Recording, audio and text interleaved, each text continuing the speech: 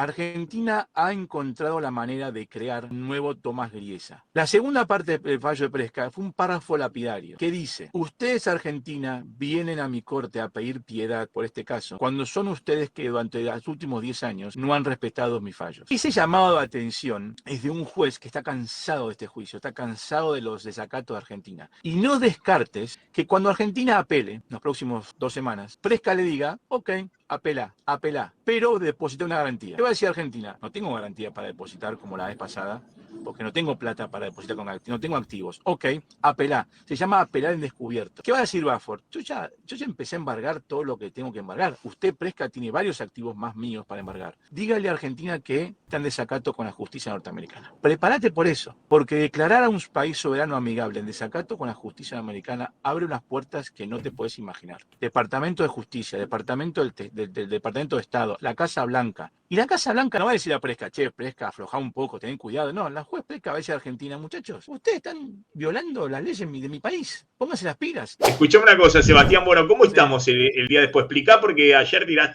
fuiste el primero, obviamente, sos el único que conoce a la perfección todo el tema de YPF y todos los juicios que se siguen contra el Estado argentino, en este caso contra YPF, pero además contaste que tenía dos partes, digamos, el fallo de la jueza Presca, que pide se entregue el 51% de las acciones de YPF, pero después contaste algo más. A ver, ¿cómo es la situación exactamente?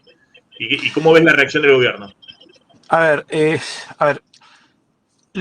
empecemos por el principio. Hoy mismo tenés que estar viendo, a partir de ahora en YPF, tenés que estar viendo, especialmente si sos accionista o acreedor de YPF, tenés que estar viendo a ver si realmente, y esto no lo vas a ver públicamente a no ser que se filtre, cómo empiezan a sufrir aquellos proyectos de inversión, contratos que tiene la empresa en cartera, si alguno empieza a dudar porque tenés este fantasma legal dando vuelta. Explícame que explico un momento.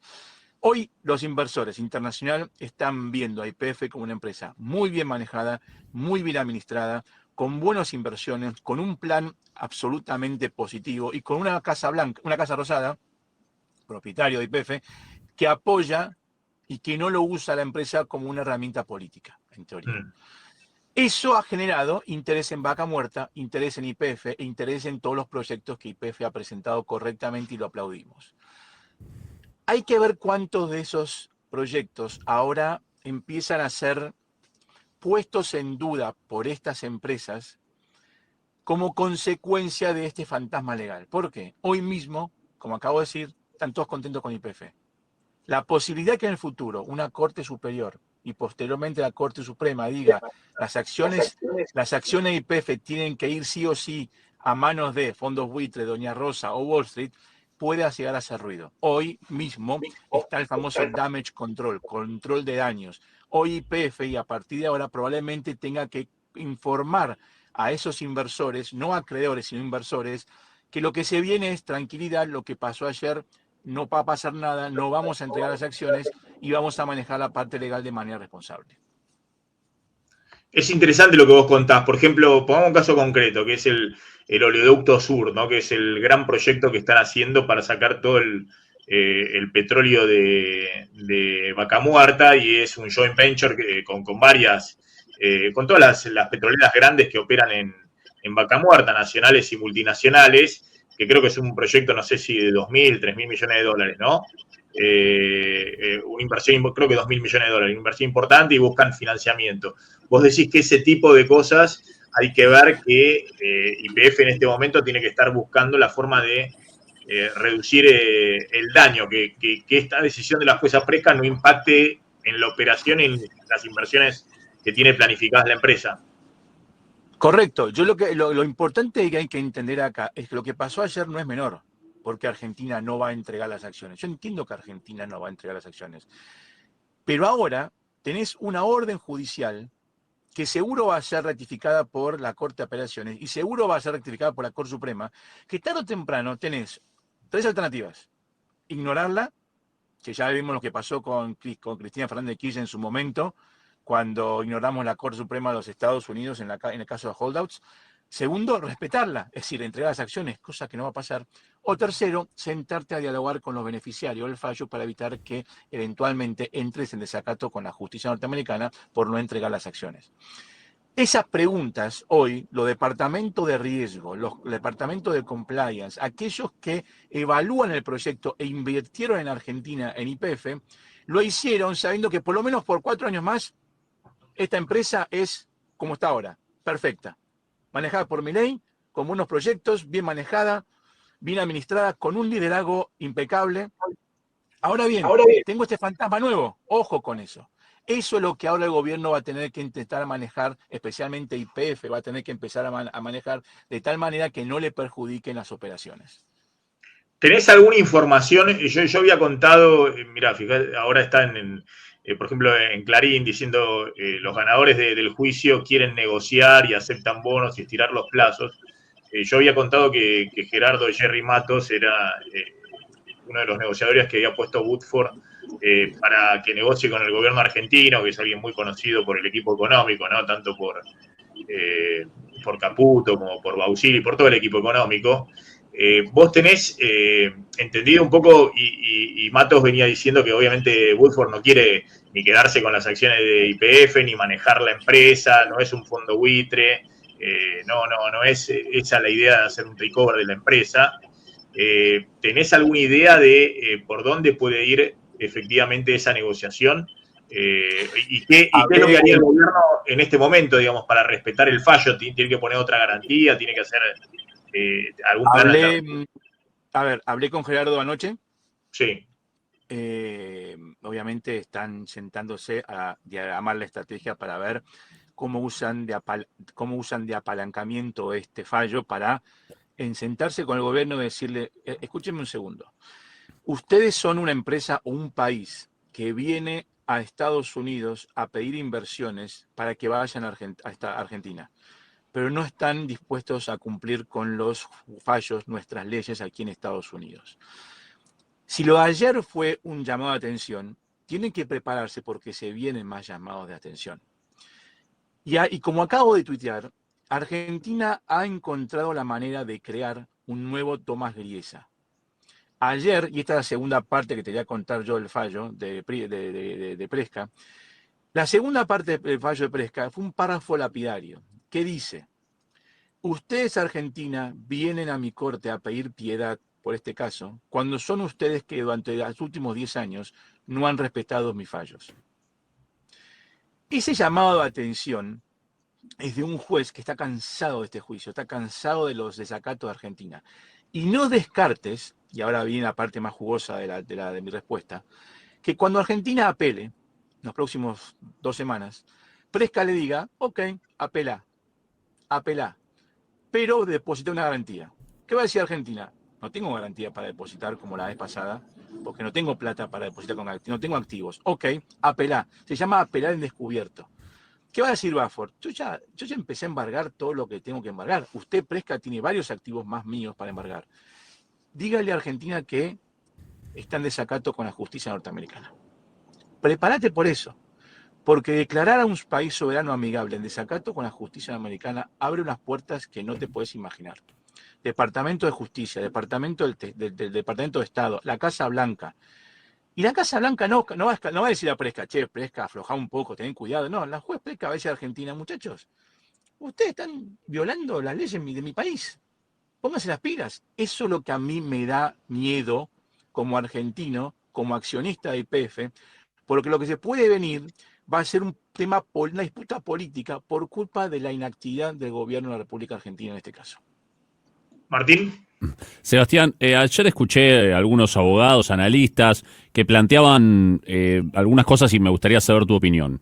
La primera tiene que ver con una controversia sobre el monto de los 16.000 millones y una cuestión de qué tipo de moneda y qué cálculo se hace en base a cuándo fue el fallo, cuándo fue la expropiación. O sea que lo escuché hoy al Manuel Álvarez Agis en una radio diciendo que a él le daba 125 millones de dólares esa cuenta, o sea que era un regalo.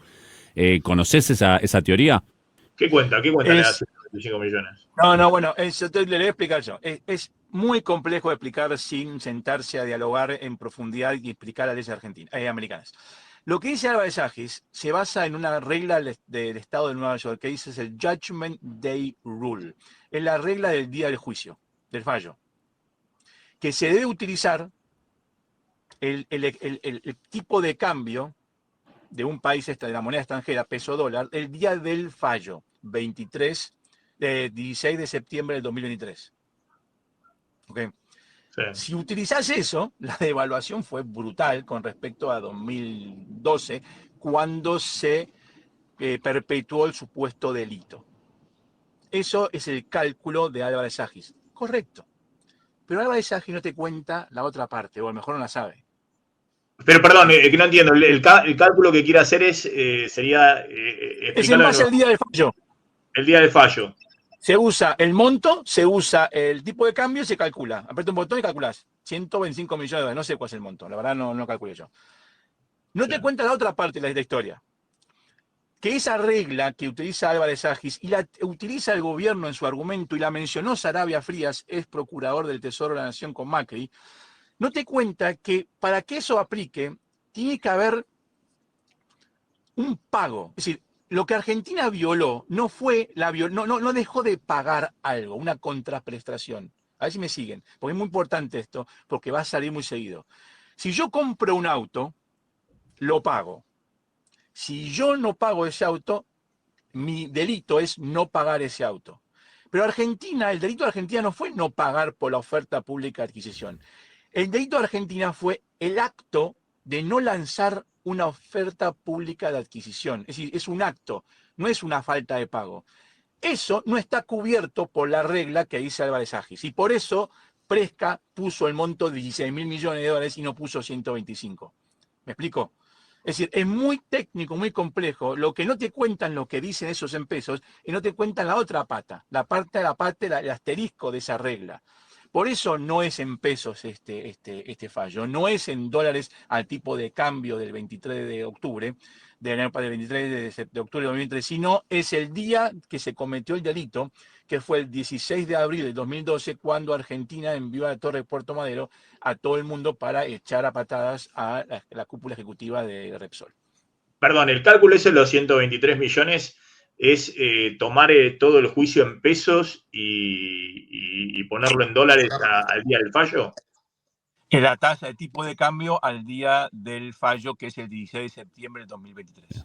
El monto son 44.000 millones de pesos, me parece. Si no me equivoco, claro, lo que dijo Emanuel hoy, que lo escuché. Ojo, Argentina está apelando eso. Argentina dice en la apelación, que todavía tiene la Corte de Apelación, dice, no, el monto debe ser en pesos al día del fallo. El argumento es lo que utiliza Argentina, lo que dice Álvarez Agis, es incorrecto. Si utilizás la regla que usa Argentina, hay un asterisco que dice, ojo, esto solamente es así si Argentina no cumplió con un pago. Pero Argentina no es que no cumplió con un pago, Argentina no cumplió con un acto, un performance, se dice, performance obligation. Y ese acto es no lanzar la OPA, la oferta pública de adquisición. Hay una gran diferencia, es muy técnica, hay que entenderla, pero lo que dicen acá abogados y especialistas te tienen que contar toda la historia y muchas veces no conocen toda la historia. Pero la defensa actual del gobierno actual de la Procuración del Tesoro es que la Argentina es esta, de que la Argentina en vez de deber 16.000 millones, 17.000 millones debe 123. No, la defensa actual no menciona números. Lo que dice es, usted, Presca, se equivocó al calcular el monto porque debía haber utilizado el Judgment Day Rule, la regla del día del fallo. No dice números. Le deja a la Corte de Apelaciones que diga si la interpretación de la regla es correcta o la interpretación de la regla es incorrecta. Presca dijo, no, la interpretación de la regla es otra. No hay un performance, no hay una falta de pago. Es una falta de acto. Te hago otra pregunta. El argumento del gobierno que estatizó, con Kicillof como ministro de Economía, era la expropiación está en la Constitución argentina, como está, tengo entendido, en la Constitución norteamericana. De hecho, Trump expropió empresas en medio de la pandemia, ¿no? Por urgencia y demás. Lo que debe ocurrir en ese caso es que haya una ley del Congreso, fijar un monto de la expropiación y pagarla, digamos, ¿no? Entonces dicen, bueno, si eso está en la Constitución argentina y se siguieron esos pasos, el estatuto de YPF, que tiene un valor legal menor, e indicaba que si se le hacía una oferta al accionista mayoritario, debía hacerse oferta también al resto de los accionistas, no tiene validez. Creo que ese es un poco el argumento, por lo menos es mediático, no sé si en la justicia, pero no, el argumento mediático que hace y sigue haciendo Kicillof. Tengo entendido que iba a ser una conversación. Te respondo de dos maneras. De la manera más coloquial, entre amigos, un asado de domingo, durante el café. ¿Qué dice Presca?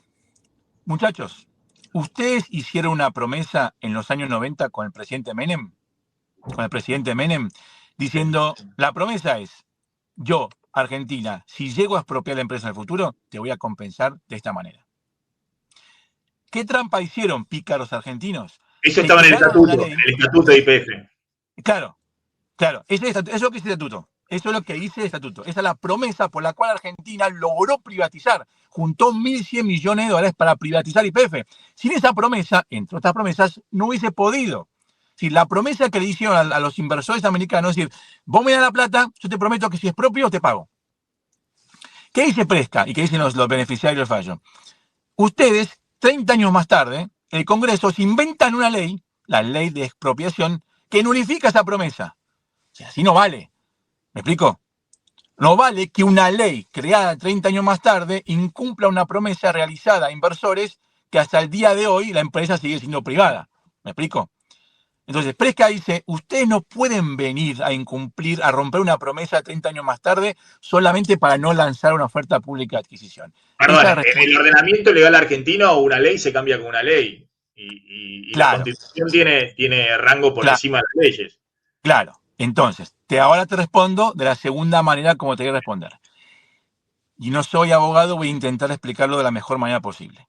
¿Qué decía el fallo? Cuando hay dos leyes válidas, el Estatuto de YPF y la Ley de Expropiación, este estatuto dice lanzar la OPA. Esta ley que vino 30 años más tarde te dice no, porque no. Cuando hay contradicción y están en colisión, lo que vale es la intención inicial de ambas leyes. Esto está en el fallo final de Presca. Cuando hay contradicción de dos leyes válidas, lo que vale es la interpretación inicial del problema, del mérito inicial. ¿Y qué dice Presca? El problema de este caso es que vos no cumpliste esto. Esto que es el estatuto, que está por debajo de la ley pública, esto es esto es código civil, la interpretación es que esto es más importante, esta promesa que realizaste antes está asociada a una privatización que vos expropiaste mediante esta ley. Entonces, esto es más importante. ¿Por qué se resuelve en los tribunales de Nueva York? Porque la promesa fue hecha en Wall Street, cuando fuimos a privatizar la empresa, la privatizamos en Wall Street, los ADRs es ley Nueva York, y por más que el estatuto de YPF dice que cualquier disputa se debe resolver en Argentina, en este caso, la disputa más importante son los derechos de los inversores norteamericanos las acciones de las empresas Petersen e Eaton, que son los demandantes, son acciones que tienen bajo ley Nueva York. Ojo, pero desde el principio se utilizaron las leyes argentinas para decidir este caso. A ver si entendemos eso. Nunca se utilizó las leyes americanas, sino dice el foro apropiado en Nueva York, pero voy a utilizar las leyes argentinas. Claro, pero la que decide es porque cuando se abre el capital de la empresa en la privatización y empiezan a cotizar las acciones de YPF en Wall Street, eso es ley Nueva York, digamos. La que decide es un juez o una jueza en Nueva York. Si Kicillof hubiese hecho la OPA, ¿no? Porque esto lo escuché incluso también ahora del fondo Woodford, ¿no? Dicen, hay distintas opciones. Algunos dicen, no le hubiese salido tan caro. Y otros dicen, sí, hubiese tenido que hacer una operación que tal vez le hubiese salido en vez de 5.000 millones de dólares, que creo que es lo que le pagó a Repsol con bonos, le hubiese salido mucho más.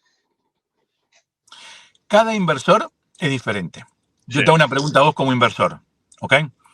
4 meses antes de la expropiación o 5 meses antes, Argentina, YPF, descubrió Vaca Muerta. Hmm. ¿Vos vendrías acciones si el gobierno te ofrece venderlas? Claro, ¿Comprarlas? claro. ¿Entendés?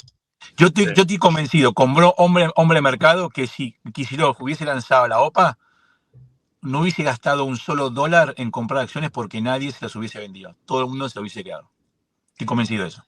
Ah, mirá vos, mirá vos. O sea, hubiese cumplido el formalismo. Claro, otros decían, no, pero escúchame, te asociás a Kicillof. Al revés, ¿viste? Decían en el Vaca mercado. muerta. Escúchame, Vaca era, muerta. Kicillof se iba va a en ser 2 años. Kicillof se va en sí, 2 años cuando termine el mandato. Viene otro presidente. Vendrá Macri, vendrá Scioli, vendrá Milei, lo que sea. Vaca muerta va a seguir estando. Yo apuesto a largo plazo YPF. Está Vaca muerta ahí. Es un monstruo Vaca muerta. Sigue siendo. y Yo vendo. además, Vaca Muerta despegó más allá de hecho, el propio gobierno del kirchnerismo hizo el acuerdo IPF-Chevron, digamos, para impulsarla del puntapié inicial y después siguió como una política de Estado. Por ¿No? eso yo opino que lo más probable es que pocas personas hubiesen vendido las acciones al Estado argentino como parte del cambio de control de la empresa. Es decir, que podría haberse mantenido el status quo donde el Estado tenía el manejo de la empresa, pero tenías una parte del capital abierto al mercado de capitales y no tenías que pagarle al que venía con la acción a reclamarte. Claro, nos hubiese costado muy poco dinero en comparación con lo que nos va a costar haber lanzado la oferta pública de adquisición. En su momento, Kicillof dijo, no, si yo lanzo la OPA, él calculó que la totalidad del 49% no expropiado me la iba a vender. Eso valía 19.000 millones, obvio. Pero ¿sabes qué? En una oferta pública de adquisición a nivel mundial, pocas veces el 100% de aquellos que tienen acciones te las entregan, muchas veces se las quedan. En este caso, con Vaca Muerta recién descubierta, ¿sabes qué? Me las quedo. Apuesto al gobierno de Kirchner. Claro. A ver, Martín, Amílcar, una última pregunta para. ¿Cómo sigue esto? ¿Cómo sigue? La pregunta es próximos pasos ahora. Es de corto plazo, ¿no? Pues hay 14 días para entregar las acciones.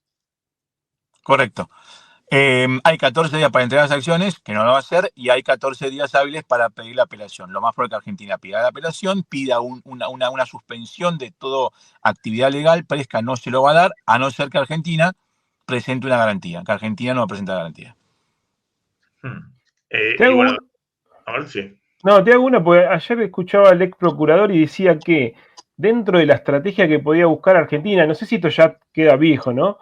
Dice que podía decirle, ¿no? Que el grupo original, ¿no? Los Eskenazi, al venderle a otra empresa los derechos para reclamar, antes tendrían que haber notificado al Estado argentino y como que eso le da una forma de defensa, como una estrategia para encarar este fallo adverso. Tuvieron 10 años para presentar cualquier tipo de argumento nuevo que se inventen. Punto. Y él fue procurador. A ver, Amílcar, hoy mismo se me pueden ocurrir a mí 44 formas de decir, ok, no, para. Se me ocurrió otra idea. Presento una demanda. ¿Sabes qué? Ya pasó. Tuvimos 10 años para todo esto. 10 años tuvimos. Ya está. Basta argumentos nuevos. Concentrémonos en la apelación, que son los argumentos que ya fueron juzgados. Pero aparte, alguno dice, bueno, que los abogados van a. Pero aparte, supongamos que es un fallo totalmente injusto, que es un fallo que, como dicen, Estados Unidos, lo que fuera. Bueno, pero es así. Es así, ¿qué vas a hacer? La pregunta es: ¿Presca es una jueza que se lo va a dar vuelta a la Cámara de Apelación o a la Corte Suprema o no? Todos dicen que no, es así, digamos. Y tal vez Buffer Capital, o quien sea el beneficiario de los fallos, diga en 8 meses, cuando se haga la apelación, es injusta. Yo vengo ganando 6-0 hace 10 años y ahora de un día a otro la Corte se me da vuelta y dice que Argentina tiene razón. Es injusto. Bueno, es la ley. Corte Suprema. Punto. Claro, pero vos ves posibilidades de revertir esto o esto, ¿por qué lo decimos? Porque Argentina está con un esquema económico que necesita mucho financiamiento. El propio gobierno dice, voy a ir este año ya a 2 puntos de déficit de cuenta corriente del balance de pago, sin distribución de utilidades de las multinacionales, que está vedado. Recién el año que viene van a poder distribuir, es decir, remesar utilidades y dividendos de este ejercicio. Y bueno, y de los 5 años que hubo cepo, que esos vamos a ver si se hace con bono, pero en algún momento yo creo que también lo van a regularizar de alguna manera la cuenta corriente. ¿Qué significa eso? Que la Argentina, si el plan te sale bien, va a necesitar más financiamiento de capital. Y parte, además de que tiene vencimiento de deuda enormes a partir del año que viene, que tiene que refinanciar, es decir, tiene que emitir bonos, no sé, por 20.000 millones de dólares para refinanciar el capital de esa deuda. Todo eso me imagino que no se hace con ley argentina. No, olvídate. A ver, por más que tengamos un presidente que quiere y admite y se jacta de respetar el Estado de Derecho, Argentina sigue siendo Argentina y Milei se puede ir en 3 años porque no lo elegimos. Motivo por el cual cualquier bono, pero por lejos le vas a pedir la ley de Nueva York. Ahora, si el gobierno de alguna manera vende lo suficientemente bien para decir, voy al mercado de capital internacional a emitir dólares, ley argentina, va a ser una gran... Es decir, esa va a ser la noticia del siglo. Argentina emitiendo dólares a ley de Nueva York. Ley argentina para inversores estadounidenses. Argentina ya ha emitido, Amilcar puede corregirme, Argentina ya ha emitido deuda en dólares, ley argentina. Tenemos 50.000 bonos de esos, pero no para vendérselos al 90% a los grandes inversores que solo invierten con ley internacional. ¿Vos ves alguna posibilidad? Decían, por ejemplo, que en esto que dicen Clarín, que están dispuestos a estirar los plazos, a aceptar bonos, incluso que se pueda hacer algún acuerdo con Woodford y si no también con los bancos que van a recibir parte de esto, ¿no? Los bancos se llevan, una vez que la Argentina pague o entregue los bonos, ¿se lleva cuánto? Woodford dicen que tiene el 30% nada más. Hoy. Si vos sumas Eaton, el caso Eaton más el caso Petersen, Woodford tiene el 38%. A ver, hoy mismo el que maneja la batuta de Woodford. ¿Y el resto quién lo tiene? ¿Y el resto quién lo tiene? Los bancos acreedores del grupo Petersen. A ver, el 30% lo tienen los acreedores del grupo Petersen, ¿ok? Eso lo maneja la Corte Mercantil número 3 de Madrid. El 25% del caso Petersen lo tienen inversores individuales. O sea, vos y yo podemos invertir en el caso si querés. Se fue vendiendo, se fue abriendo al mercado de capitales para financiar exactamente, algo totalmente legal en Estados Unidos. Hoy mismo, primero, no subestimes a Wall Street, ¿ok? Y no piensen nunca este caso de pagar 16.000 millones de dólares. Nunca se va a pagar eso. Primero, se va a negociar un descuento. Segundo, se va a estructurar un producto financiero, por eso digo, no subestimes a Wall Street, de tal manera que sea amigable para las necesidades argentinas y aceptado por los beneficiarios. Podemos pagar con un bono de 0 cupón a 3 años de gracia o a 10 años, pagar en cuotas o pagar con especies. Podemos hacer 50.000 tipos de malabarismos para pagar esto. Además, Milei puede llegar a un acuerdo, porque es Milei, que esto no empieza a pagarlo Argentina durante 6 años. Se puede hacer todo. No miremos esto como metimos bonos por 16.000 millones y chau. No, eso no va a pasar. Si pasa, ojalá, porque sería lo más rápido, limpio y realmente eficiente. Pero para mí no va a ser así. Para mí va a ser una estructura financiera más compleja. Incluso se puede negociar que haya alguna reinversión si es un bono que paga cupones o lo que fuera, que puedan reinvertir. Es decir, puede haber mecanismos en este caso de negociación. Me acerco a la cámara para decirte un secreto. ¿Sabés quién hizo eso ya? ¿Quién? Cristina Fernández de Kirchner. En 2013 había cinco juicios en el CIADI que Argentina no estaba pagando. Vino John Kerry, secretario de Estado en su momento, dijo, muchachos, ¿ustedes quieren plata del Banco Mundial? Paguen esto. ¿Qué hizo Lorenzino? Estructuró un bono llamado BADE y le vendió ese bono, le entregó ese bono y a cambio les pidió a Argentina, como condición, reinvertir el 10% de eso en este bono, que es un bono de desarrollo. Lo hicieron.